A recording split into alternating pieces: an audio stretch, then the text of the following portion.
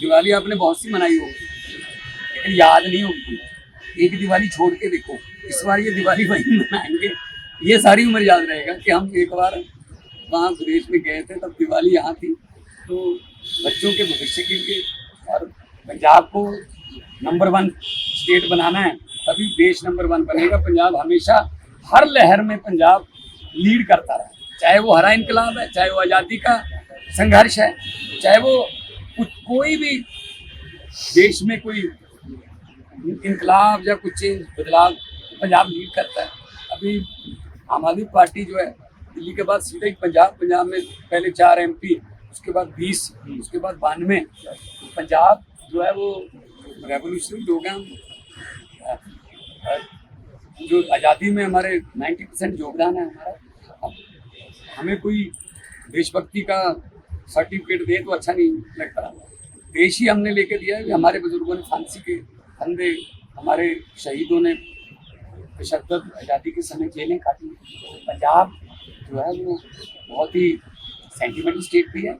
प्यार से जो मर्जी हमसे ले लो, लेकिन हमारे साथ अगर कोई बेइंसाफी होगी तो पंजाब से भी लगातार आंकड़े आ रहे हैं पराली जलाने के, तो देखो इस पर रिएक्शन। देखो ये पराली का मुद्दा जो है ये एक स्टेट का नहीं है, ये पूरे नॉर्दर्न इंडिया का है। इसके लिए मैं पहले भी कह चुका हूँ, प्रधानमंत्री जी अगर यूक्रेन का युद्ध रुकवा सकते हैं, ऐड आती है ना, पापा युद्ध रुकवा दिया था मोदी जी ने, तो यहाँ का धुआं नहीं बंद करवा सकते। बिठाओ, सारी स्टेटों को बिठाओ, बुलाओ और कंपनसेशन दो। उसके नतीजे साइंटिस्टों को बुलाओ।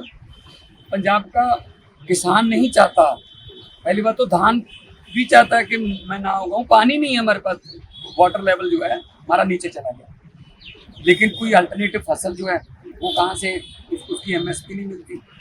तो बड़े शान शौकत से हम कहते हैं इस बार 180 लाख मीट्रिक टन धान जो है पंजाब सेंट्रल पूल में लेगा। यहाँ तक तो शाबाश अन्नदाता, लेकिन 180 लाख टन की पराली भी तो आएगी। तब कहते हैं उस पर पर्चा करो, उसको पकड़ो, उसको कंपनसेशन, डैमेज, उसका जुर्माना करो। दिल्ली तो पता नहीं पंजाब का धुआं आता है, वे तो NGT के जो रिटायर जज थे उन्होंने एक बोल भी दिया था कि पंजाब का कोई लेना नहीं। पहले तो जब हम आग हमारे यहाँ पराली को लगती है, उस किसान के खुद के और पूरे गांव के फेफड़ों में से निकलती है ना, वो कोई कार्बन मोनोडाइऑक्साइड से तो सांस नहीं लेते तो ऑक्सीजन से ही है ना। लेकिन उसके लिए बैठना पड़ेगा। ऐसे मीटिंगें करके आ जाते हैं, मेरी मीटिंगें हुई हैं बहुत सेंटर के साथ, जी प्रेरित करो। मैंने कहा जी कंपनसेशन दे दो, कुछ इंडिया गवर्नमेंट दे दे, कुछ पंजाब गवर्नमेंट दे देगी। उनको बोलेंगे कि ये आपका कंपनसेशन है, आग नहीं लगानी है। नहीं जी पैसा नहीं है, प्रेरित करो। प्रेरित तो फिर भाई साहब पता नहीं कितने सालों से बसों पे लिखा हुआ है दुल्हन ही दहेज है, दो ही काफी और ही माफी। क्या जनसंख्या होगी कम कंट्रोल में? क्या कोई दहेज लेना बंद कर दिया किसी ने? प्रेरित करना क्या है यार, तो आप जो प्रैक्टिकल बात करो अगर करनी है। इसीलिए हम बहुत कुछ करें, हमने 2.25 लाख मशीनें दी हैं इस बार, और NGO से बात करके, और कुछ किसान, हमारे सभी किसान नहीं चलाते, 75 लाख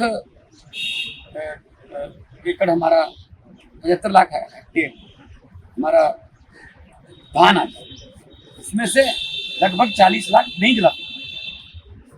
उनको भी अप्रिशिएट कर रहे हैं कि दूसरों को भी कहीं हो जाएगा कम, और एफर्ट्स में हम कोई कमी नहीं करेंगे। सुप्रीम कोर्ट के भी जो आते रहते हैं हमें गाइडलाइंस, हम फॉलो करते हैं।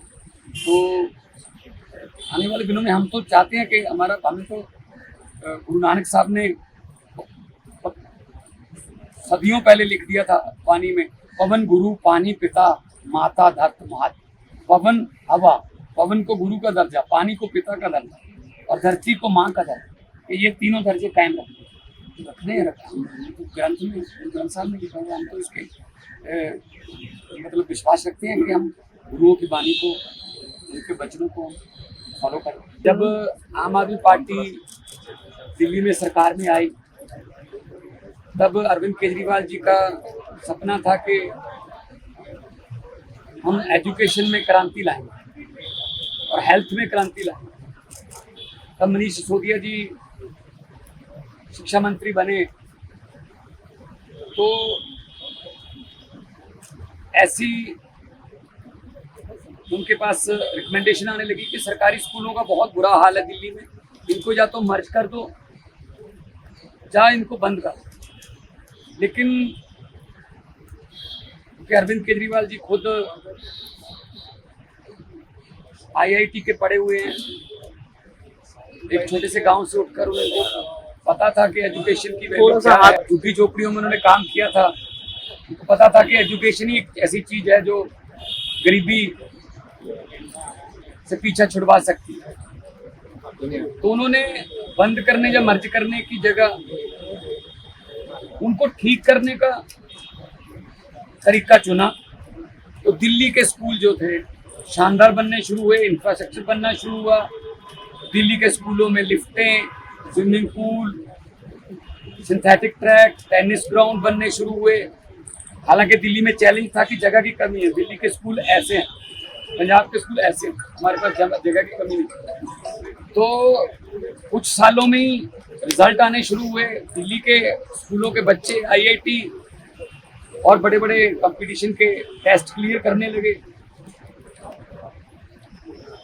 एक कलेक्टर का बच्चा, एक रिक्शे वाले का बच्चा, एक झुग्गी झोपड़ी वाले का बच्चा एक ही बेंच पर बैठकर एक ही किताब पढ़ने जब लगे। आप लोग इस बात के गवाह हुआ अपने कैमरों में बहुत बार उन स्कूलों का रिजल्ट को दिखाया होगा। तो बड़े बड़े दुनिया भर के जो लोग थे वो स्कूलों को देखने के लिए आए कि स्कूल देखने हैं दिल्ली के। तो दिल्ली में जो चैलेंज आए और लेकिन कामयाबी हुई और प्राइवेट स्कूलों से निकालकर पेरेंट्स जो है सरकारी स्कूलों में अपने बच्चों को भर्ती कराने लगे। तो ये देश में पहली बार हुआ, शिक्षा क्रांति हुई। तो पंजाब में सरकार बनी, हमने भी गारंटी लिख के दी लोगों को अपने मैनिफेस्टो में कि हम पंजाब के स्कूलों की शिक्षा को, पंजाब की हेल्थ को, पंजाब के इंफ्रास्ट्रक्चर को शानदार बनाते हैं। जब अरविंद जी माननीय हमारे नेशनल कन्वीनर जो है वो हमारे साथ रोड शो करते थे पंजाब में, तो इन्हीं में से बहुत से टीचर इनके स्कूलों के सामने से हम रोड शो लेके निकलते थे। तो हम यही वादा करते थे कि थोड़ी देर रुक जाओ, यही स्कूल जो है शानदार होंगे, यहाँ से अच्छे रिजल्ट आएंगे और इंफ्रास्ट्रक्चर अच्छा हो। तो हमने डाटा तैयार किया, होमवर्क किया। आज पंजाब के सरकारी स्कूल जो हैं शानदार बन गए। 157 बच्चे पहली बार हुआ है, 157 सरकारी स्कूलों के स्टूडेंट आईआईटी की परीक्षा पास कर चुके हैं। 8000 स्कूल, हमारे 19,000 से ज्यादा स्कूल हैं, 8000 स्कूल ऐसे थे जहां चार दीवारी हुई नहीं थी। हजारों स्कूल ऐसे थे जो सिंगल टीचर स्कूल थे। हजारों स्कूल ऐसे थे जहां बाथरूम ही नहीं थे। तो हमने सारा इंफ्रास्ट्रक्चर, बजट बढ़ाया, शिक्षा का सारा इंफ्रास्ट्रक्चर बदला, अभी भी चल रहा है काम। और फिर हमने दिल्ली के मॉडल से शिक्षा ली, सिंगापुर भेजना शुरू किया हमारे प्रिंसिपल्स को। वहाँ पे प्रिंसिपल ट्रेनिंग एकेडमी है सिंगापुर में, वो वर्ल्ड फेमस है। 202 प्रिंसिपल हमारे अभी तक सिंगापुर से ट्रेनिंग लेके अपने कुलीग को, यहाँ पे आके अपने कुलीग्स को ट्रेनिंग देके बड़े शानदार रिजल्ट दे रहे हैं। 152 हमारे टीचर्स को हमने IIM अहमदाबाद भेजा, वहाँ से उन्होंने पढ़ाई के लेटेस्ट तरीके, बच्चों को समझाने के लेटेस्ट तरीके सीखे। अभी इन्होंने पढ़ाना है, अभी 20-20 साल की नौकरी है, किसी की 22 साल की नौकरी है, और पहली बार कह रहे हैं जी पहली बार हम दिल्ली आए, बहुत से कह रहे हैं पहली बार दिल्ली आए। आज पूरी दुनिया एक गांव बन गई है, अब कहीं से भी ट्रेनिंग मिलती है तो ले लो। पहले सिंगापुर भेजते रहे हैं, अहमदाबाद भी भेजते हैं, फिनलैंड का ये पहला पूरा, आगे वाले बैचेस भी जाते रहेंगे। पहले क्या था, अब स्पोर्ट्स में भी ऐसा ही था। ओलंपिक में खिलाड़ी कम जाते थे, नेता ज्यादा जाते थे, और खिलाड़ी इकोनॉमी क्लास में जाते थे, नेता फर्स्ट क्लास में जाते थे, और उनका कोई लेना देना नहीं है मेडल जीत रहा है कोई, वो तो अपना मतलब ऐश करने के लिए, घूमने के लिए परिवार के सदस्य जाते सरकारी खर्चे पे। आम आदमी पार्टी का ये है कि भाई सरकारी पैसा खर्चना है, सरकारी पैसा मीन्स लोगों का पब्लिक मनी, तो उन पे खर्चो ना, जो टैक्स दे रहे हैं उनके बच्चों पे खर्चो, अस्पताल बनाओ, बिजली हमने फ्री कर रखी है। पंजाब में जब हमने टेक ओवर किया था 16 मार्च 2022 में, 21% नहरों का पानी, कैनाल वाटर जो है वो खेतों में इस्तेमाल होता था, आज 84% हो गया। हमारे पास पानी है, कोई हमने इधर उधर से नहीं लिया, पानी है लेकिन चैनलाइज कर दिया। पुराने जो बंद हो गए थे, जो खाले बंद हो गए थे, कस्सियां, कुएं, रजवाहे, खेतों में जा रहा है पानी, लोग खुश हैं। तो नीयत चाहिए, और नीयत साफ हो तो सब कुछ हो सकता है। 72 हमारे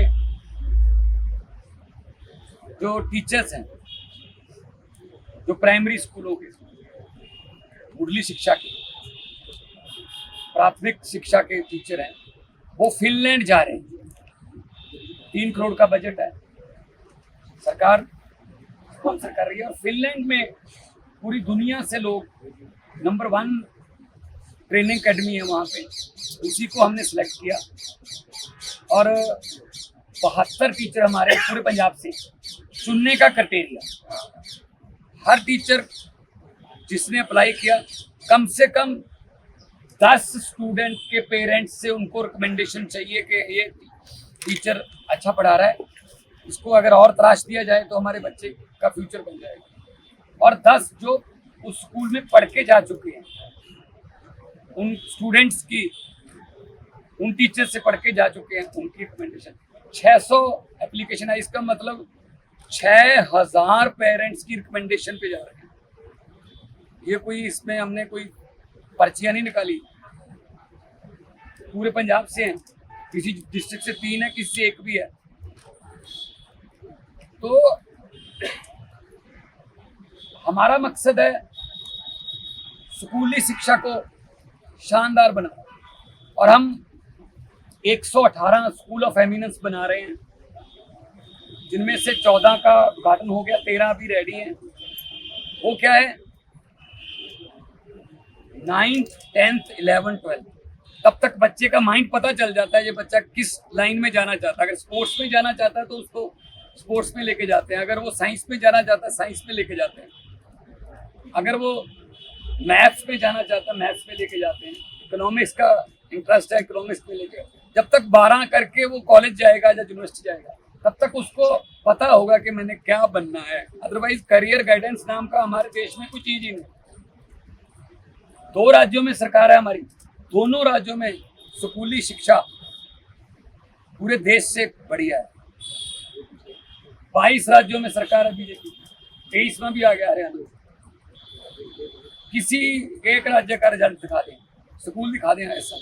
ये स्कूलों की बात ही नहीं करते, ये अस्पतालों की, इंफ्रास्ट्रक्चर की, बिजली की, पानी की बात ही नहीं करते। ये तो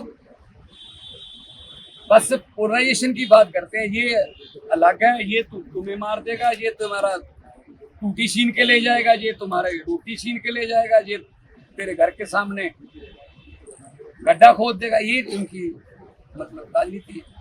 सो आज के ज़माने में जब एजुकेशन, बाबा साहब भीमराव अंबेडकर जी ने कहा था, शिक्षा शेरनी के दूध जैसी है, जो भी उसको पिएगा वो दहाड़ेगा। तो बाबा साहब ने जिस हालातों में से उठकर पढ़ाई की, इस लेवल की, विदेशों में जाके पीएचडी की, तो उनका सपना पूरा करने वाले। तो स्कूलों में गरीबों के बच्चे पढ़ रहे हैं, सरकारी स्कूलों में। और आम आदमी पार्टी का, अरविंद जी का, पंजाब सरकार का, हमारा ये एक सपना है, इच्छा है। हम आम लोगों की मजबूरी को मर्जी में बदलना चाहते हैं। आज आम लोगों की मजबूरी है, अगर कोई बीमार हो जाए प्राइवेट में इलाज कराना पड़ता है, सरकारी पे यकीन नहीं रहा, सरकारी अस्पताल पे मशीनें नहीं है, दवाइयाँ नहीं है, डॉक्टर नहीं है। अगर प्राइवेट में कराओगे सब कुछ बिक जाएगा, मजबूरी है। दिल्ली में शानदार सरकारी अस्पताल बना दिए। दिल्ली में सब इलाज फ्री होता है, पैरासीटामोल की गोली से लेके 40-50 लाख के टेस्ट तक, ऐसे पंजाब में चलता है। शानदार सरकारी हॉस्पिटल बन रहे हैं और डॉक्टरों को भर्ती किया जा रहा है, मेडिकल कॉलेज बन रहे हैं। ऐसे स्कूल, सरकारी स्कूल हो गए। लोगों की मजबूरी है कि प्राइवेट में पढ़ाना पड़ेगा बच्चा, क्योंकि सरकारी स्कूल पे यकीन नहीं रहा, इंफ्रास्ट्रक्चर नहीं है, बाथरूम नहीं है, किताबें नहीं है, वर्दियाँ नहीं है। लोग सोचते हैं जब अपनी तो जैसे तैसे करके कट गई, बच्चे को तो पढ़ा लें, और सरकार प्राइवेट में पढ़ाएंगे तो सब कुछ बिक जाएगा, फीस इतनी। ये मजबूरियां हैं। आने वाले चंद दिनों में फ्यूचर में पंजाब में ये मजबूरी, दिल्ली में तो उन्होंने कर दिया, पंजाब में ये मजबूरियां मर्जियां बन जाएगी। आपकी मर्जी है, इलाज प्राइवेट से करवाना प्राइवेट से करवा लो, सरकारी से करवाना सरकारी से करवा लो, इलाज एक जैसा ही है। हाँ, उधर पैसे लगेंगे, इधर पैसे भी नहीं लगेंगे।